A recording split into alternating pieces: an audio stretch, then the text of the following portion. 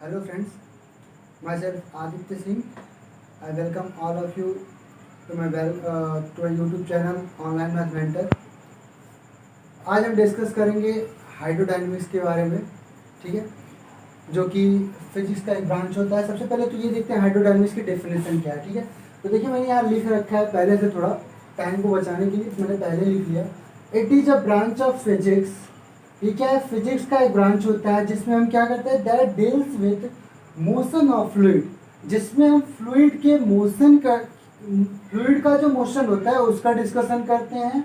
And the forces acting on solid bodies emerged in fluid. क्या क्या discussion करते हैं?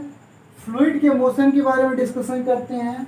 और अगर कोई सॉलिड बॉडी फ्लूइड में डूबी हुई है, इमर्ज्ड है, तो उस पर कौन कौन से फोर्स कैसे एक्ट कर रहा है इसके बारे में डिस्कशन करते हैं। And motion relative to them. और उस बॉडी के, और जो बॉडी इमर्ज, जो इमर्ज्ड बॉडी है और जो फ्लूइड है, उन दोनों के बीच जो रिलेटिव मोशन है वो क्या होता है, उस पर क्या इफेक्ट होता है, किस तरह से होता है, वो सारी बातें हम इस हाइड्रोडायनेमिक्स ब्रांच में डिस्कस करेंगे। ओके, तो ये हो गई बात, छोटा सा इंट्रो हो गया हाइड्रोडायनेमिक्स का, ठीक है। अब देखिए इसमें जो हमारा मेन टॉपिक है वीडियो बनाने का, जो मेरा मोटिव था वो था लैग्रांजे स्ट्रीम फंक्शन के बारे में आपसे बात करना, ठीक है। तो देखिए दोस्तों, हम बात करेंगे लैग्रांजियन स्ट्रीम फंक्शन की, ठीक है। इसको पहले रफ कर लेते हैं।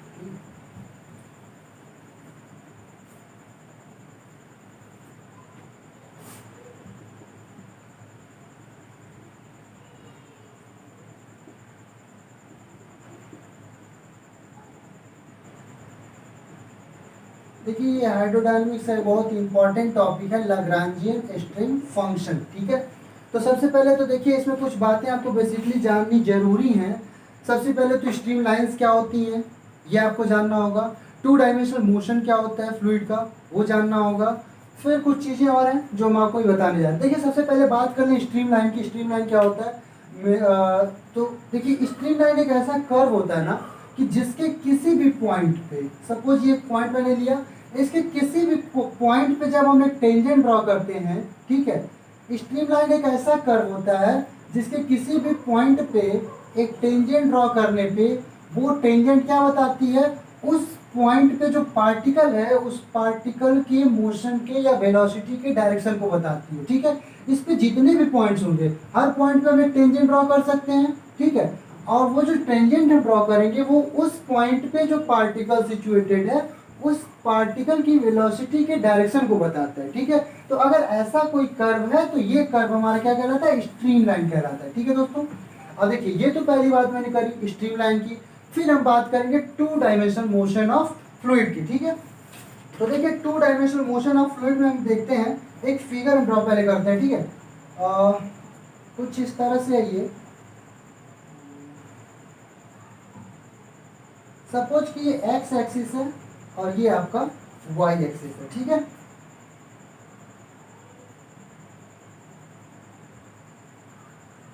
ये एक प्लेन है, ये एक्स वाई प्लेन क्या है, ये जैसे आप समझ सकते हैं, थोड़ा सा 3D फिगर है, ठीक है। ये क्या है, एक फ्लैट प्लेन है जिसमें ये एक्स एक्सिस है और ये वाई एक्सिस है, दोनों एक दूसरे के परपेंडिकुलर है, ठीक है।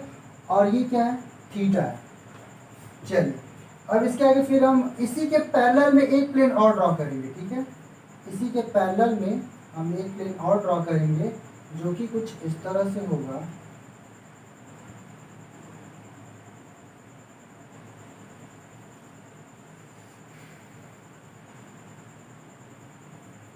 इसमें कुछ गड़बड़ हो रहा है थोड़ा सा।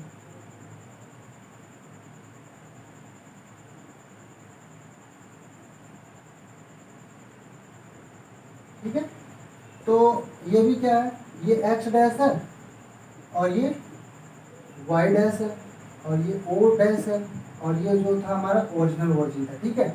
और फिर ये जो लाइन है ना, ये इसके जस्ट पैरेलल में, और इस पे एक पॉइंट लेते हैं और उसी के करस्पॉन्डिंग एक पॉइंट यहाँ भी लेते हैं, और दोनों पॉइंट्स को जब हम मिला देते हैं,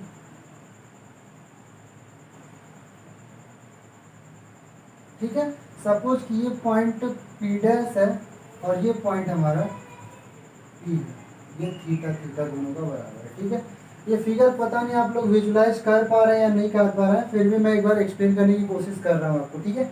देखिए क्या है कि ये एक ऐसे प्लेन है और ये एक इस तरह से प्लेन है, ठीक है। दोनों अलग अलग प्लेन है, बिल्कुल एक दूसरे के पैरेलल है, ठीक है। और मैंने जो ये पी डैश पॉइंट लिया है ना, ये इस प्लेन में कहीं पे लिया है, और ये जो पी लिया है वो इस प्लेन जो यहाँ नीचे वाला प्लेन है यहाँ पे लिया है, और जो दोनों के बीच ये line dot dot dot dotted line draw की है वो दोनों के बीच ये परपेंडिकुलर है जो दोनों को मिला रहा है, ठीक है। तो मैंने थोड़ा सा आपको एक्सप्लेन करने की कोशिश की है कि क्या मैंने फिगर में बनाया है, ठीक है।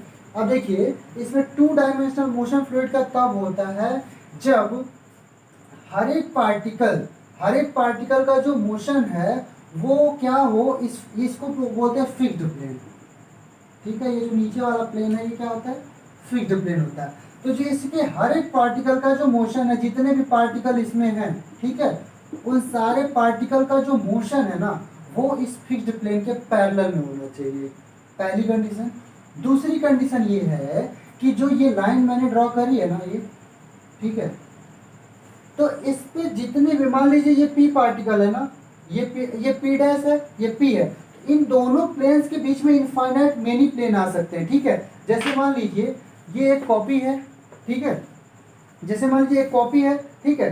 तो इसमें देखिए ये पेज एक अलग प्लेन है, ये पेज एक अलग प्लेन है, ये पेज एक अलग प्लेन है, ठीक है। तो इस तरह से आप देख सकते हैं कि अलग अलग प्लेन जो हैं वो इस तरह से इन दोनों प्लेन के बीच में आते हैं, ठीक है। तो वो अब देखिए, अब इसमें क्या देखना है कि एक प्लेन में जो ये पॉइंट लिया है ना उसी के नीचे, जैसे मान लीजिए ये कॉपी है, ठीक है, कॉपी में मैंने अगर यहाँ होल करा है ना तो एक होल के नीचे दूसरा होल, तीसरा होल, चौथा होल, जितने भी पेजेज हैं, यानी कि हर पेज अगर एक प्लेन है और हर एक जो होल किया है ना मैंने वो अगर एक पॉइंट है, समझ में आएगा। जितने भी पेजेज हैं वो क्या है, एक होल, मतलब एक प्लेन है, और इसमें जो होल किया है तो वो होल तो हर एक पेज पे हुआ होगा ना, तो वो हर एक होल समझ लीजिए एक पॉइंट है, ठीक है। अब उस पॉइंट का जो मोशन है वो क्या होना चाहिए, जितने प्लेन में वो जितने पॉइंट्स हैं सबका मोशन सेम मैग्नीट्यूड का, मतलब सबकी जो वेलोसिटी है उसका मैग्नीट्यूड सेम होना चाहिए और डायरेक्शन सेम होना चाहिए, ठीक है। तब जाके इसके जो मोशन है, जो बीच में जो फ्लूइड है ना, इसके मोशन को तब हम बोलते हैं 2 डायमेंशनल मोशन, ठीक है। चलिए, तो ये बात करी मैं 2 डायमेंशनल मोशन की। अब फिर आगे हम डिराइव करने की कोशिश करेंगे, जो कि हमारा मोटिव लैग्रांजियन स्ट्रीम फंक्शन। देखिए लैग्रांजियन स्ट्रीम फंक्शन को बेसिकली हम बोलते हैं करंट फंक्शन जिसको बोलते हैं, ठीक है। और इसको साइज से रिप्रेजेंट किया जाता है, किससे रिप्रेजेंट किया जाता है, साइज से। ये फिगर आप लोग ड्रॉ कर सकते हैं, ठीक है, आगे इसकी जरूरत पड़ेगी समझने के लिए, ठीक है। तो ये वीडियो पॉज करके आप ड्रॉ कर सकते हैं, ठीक है। इसको हम रफ करते हैं, आगे बढ़ते हैं, ठीक है। तो जो लैग्रांजियन स्ट्रीम फंक्शन होता है उसको बेसिकली हम फाई से रिप्रेजेंट करते हैं, ठीक है। तो देखिए दोस्तों, जो हमने आपको 2 डायमेंशनल मोशन बताया ना, तो मान लीजिए कोई एक पॉइंट P है, ठीक है, कोई एक पार्टिकल P है, तो इसका जो मोशन होगा ना वो एक्स वाई प्लेन के अलॉन्ग होगा, जेड के अलॉन्ग तो होगा नहीं, क्योंकि मैंने बोला था ना एक्स वाई के अलॉन्ग ही उसका मोशन हम डिस्कस करेंगे। उसका जो मोशन होना चाहिए वो क्या होना चाहिए, एक्स वाई के पैरेलल, इसी प्लेन के पैरेलल होना चाहिए। तो उसके जो कंपोनेंट्स होंगे वो एक्स और वाई के टर्म, मतलब एक्स और वाई के पैरेलल होंगे। जेड के पैरेलल उसका जो जेड के अलॉन्ग जो उसका कंपोनेंट होगा वो क्या होगा, 0 होगा। तो सपोज करते हैं कि ये P पॉइंट है और इसके जो कंपोनेंट्स है, जो इसकी वेलोसिटी के, एक U कंपोनेंट लिया, ठीक है, जो एक्स वाई टी का फंक्शन होगा, और एक V कंपोनेंट लिया जो कि ये भी एक्स वाई और टी का फंक्शन है, ठीक है। अब चूंकि इसका जो W होगा वो 0 होगा, क्योंकि इसमें जो इसकी जो इसका जो मोशन है वो एक्स वाई प्लेन में है, तो इसका W क्या हो जाएगा, 0 हो जाएगा, ठीक है। तो चलिए, ये हमने ले लिया U एंड V, ठीक है। अब देखिए, आपको कुछ चीज़ें मैंने बोला था ना पहले से पता होनी चाहिए, जैसे differential equation of stream line, ठीक है। आपको देखिए डिफरेंशियल इक्वेशन ऑफ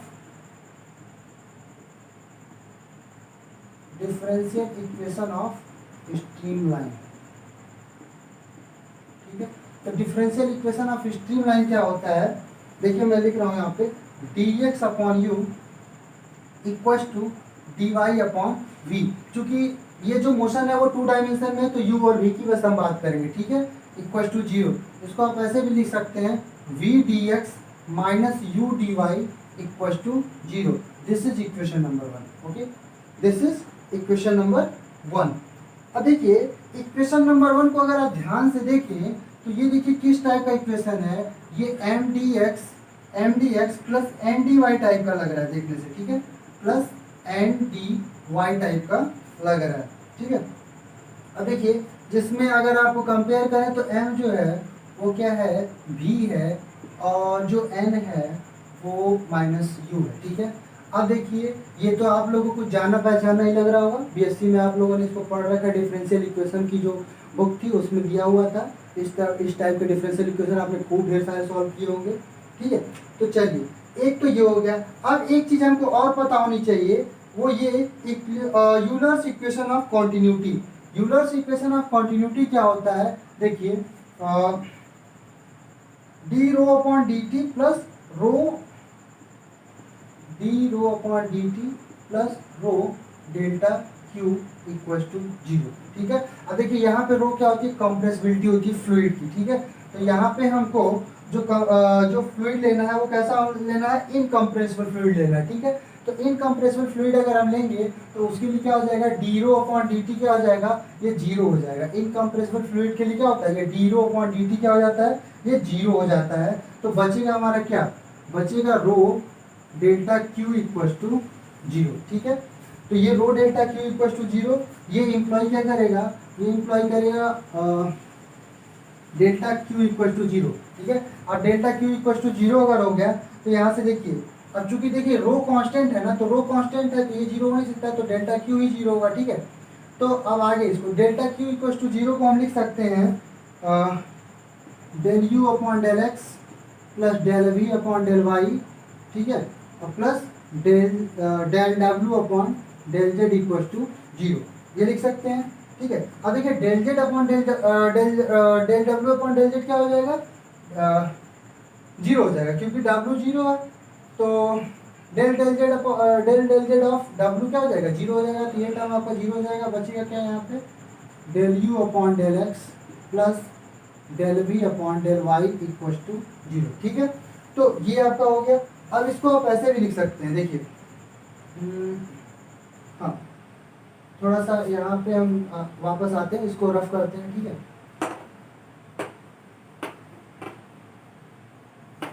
तो देखिए इसको हम लिख सकते हैं d d x of minus u equal to d d y of v, लिख सकते हैं, ठीक है।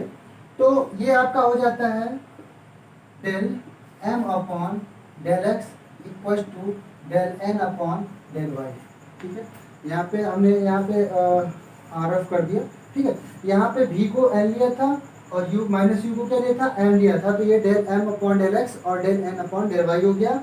और आप देख सकते हैं कि क्या होता है, ये जो इक्वेशन आपका बना है ये शो करता है कि ये एक एग्जैक्ट डिफरेंशियल इक्वेशन है, ठीक है। और एग्जैक्ट डिफरेंशियल इक्वेशन है तो इसको हम लिख सकते हैं लेट से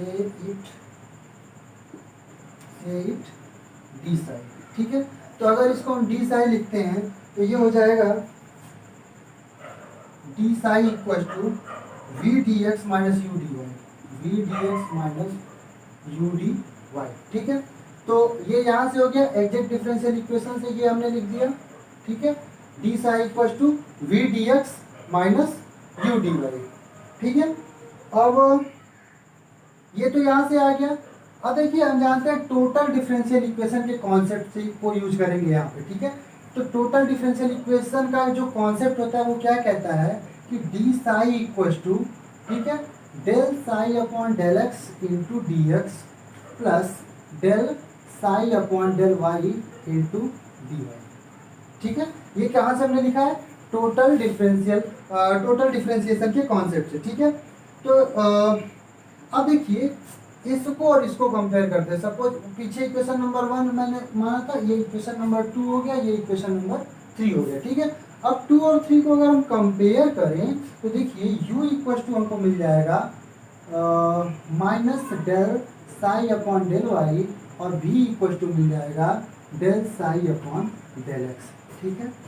क्या मिल जाएगा, u equal to minus del psi upon del y और v इक्वल टू मिल जाएगा del psi upon del x, ठीक है। तो ये हमारा मिल गया, ठीक है। अब देखिए जो इक्वेशन नंबर 1 हमने लिया था ना, तो तो इक्वेशन नंबर 1 तो मैंने यहाँ पे रफ कर दिया है, उसको एक बार फिर से हम यहाँ पे लिख देते हैं, ठीक है। 1 मिनट, इसको हम रफ करते हैं। जो इक्वेशन नंबर 1 था हमारा वो ये था, v dx minus u dy equal to 0। This was the equation number 1, ठीक है। तो इक्वेशन नंबर 1 से आप देख सकते हैं v और u की वैल्यू अगर हम पुट कर दें यहाँ पे, तो v की वैल्यू क्या है दोस्तों, del psi upon del x into d x plus ये इसका माइनस और इसका माइनस प्लस हो जाएगा, और ये हो जाएगा del psi upon del y और डी वाई इक्वल टू 0, ठीक है। तो इसको आप देखिए लिख सकते हैं हम डी साई इक्वल टू 0, और डी साई अगर 0 है तो इसको जब इंटीग्रेट करेंगे तो क्या हो जाएगा, साई इक्वल टू कॉन्स्टेंट, ठीक है। ये क्या आ गया, साई हमारा कॉन्स्टेंट आ गया, ठीक है। तो देखिए this function psi is called the stream function और करेंट फंक्शन और द लैग्रेंजियन फंक्शन, ठीक है। इसको क्या क्या बोलते हैं, stream function, current function and Lagrangian function, तीनों इसी को बोलते हैं, ठीक है।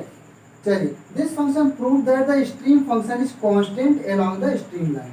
मतलब क्या है कि इससे क्या प्रूफ होता है कि जो स्ट्रीम फंक्शन होता है वो किसी स्ट्रीम लाइन के अलावा क्या होता है, कांस्टेंट होता है। This proves stream function